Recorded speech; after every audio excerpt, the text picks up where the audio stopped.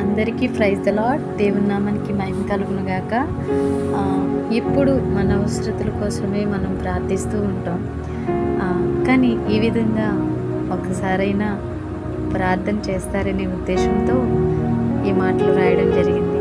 నాకు యేసయ్య నేర్పించిన ప్రార్థన: ప్రభువా, నా సంఘం ఆత్మల భారం కలిగి ఉండాలి. ప్రభువా, నా సంఘం ఆత్మాభిషేకం కలిగి ఉండాలి. ప్రభువా, నా సంఘం ఆత్మఫలములు వరములు కలిగి ఉండాలి. ప్రభువా, నా సంఘం ప్రసవ వేదన కలిగి ఉండాలి.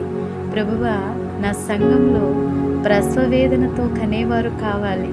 ప్రభువా, నా సంఘం సాక్ష్యం కలిగి ఉండాలి. ప్రభువా, నా సంఘం ఆది అపోస్తులలో ఉన్న వారి వలె ఉపదేశం కలిగి ఉండాలి. ప్రభువా, నా సంఘం సత్యం నుంచి సర్వసత్యంలోకి నడిపించబడాలి.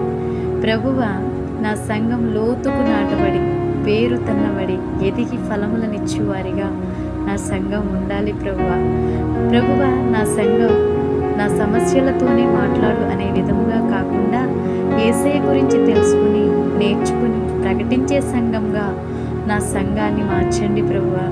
ప్రభువా, నా సంఘం దేవుని రాకడ కొరకు సిద్ధలలో నూనె పోసుకుని నీ కొరకు వెలిగించబడి ఎత్తబడే జనాంగంగా నా సంఘం, నేను, నా కుటుంబాలు ఉందముగాక. ఆమేన్. దేవుని మందిరానికి వెళ్తున్న మనం ఇటువంటి అవగాహన కలిగి ఎప్పుడు మన కోసమే కాకుండా సంఘ క్షేమం కోరుకునే వారిగా మనం దేవుని మందిరానికి వెళ్దామా? ప్రియుడా, నీవు ఆత్మలో వర్ధిల్లుచున్న